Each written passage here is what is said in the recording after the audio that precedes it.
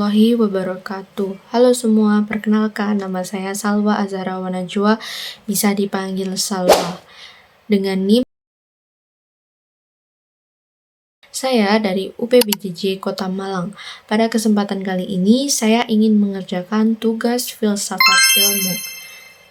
Berikut videonya.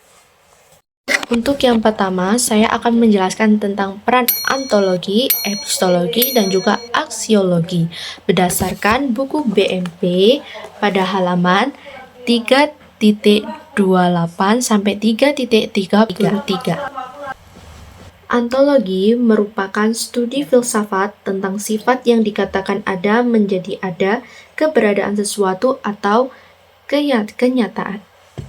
Kemudian epistologi.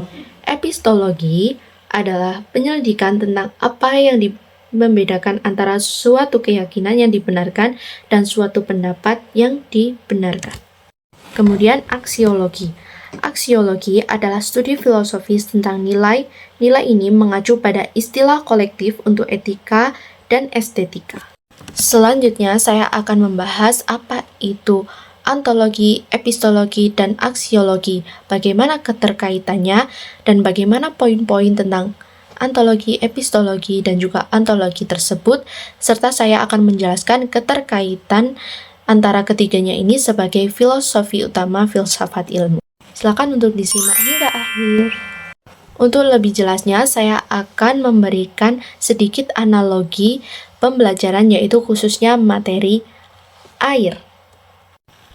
Ontologi terletak pada ketika kita menjelaskan bahwasannya air adalah zat cair, tidak berwarna, tidak berasa, dan juga mengalir dari tempat yang tinggi ke tempat yang rendah. Jadi, kita sebagai guru menjelaskan secara simpel atau singkatnya bagaimana konsep dasar air tersebut. Kemudian berikutnya adalah bagaimana epistologi, di mana siswa mulai bertanya bagaimana air itu bisa mengalir, terus dari tempat yang tinggi ke tempat yang rendah. Dari situ kita bisa observasi secara langsung, atau bisa ke tempat seperti sungai. Kita ajak murid-murid untuk ke sungai agar mereka tahu secara langsung bahwa air itu mengalirnya dari arah yang tinggi menuju ke rendah, dan air itu digunakan masyarakat untuk beraktivitas seperti mandi, makan, minum, mencuci, dan lain sebagainya. Dari situ muncullah aksiologi yang mengajarkan ke murid-murid apa itu manfaat air tersebut, lalu juga mengajarkan murid-murid untuk menghemat air dan tidak membuang sampah di sungai, karena mereka sudah tahu bahwasannya air digunakan untuk kehidupan sehari-hari.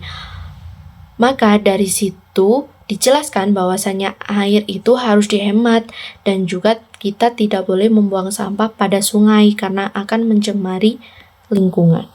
Kemudian untuk yang terakhir yaitu keterkaitan antara ketiganya dari ontologi, epistologi, dan juga aksiologi. Untuk yang pertama, ontologi itu untuk menentukan apa yang dikaji.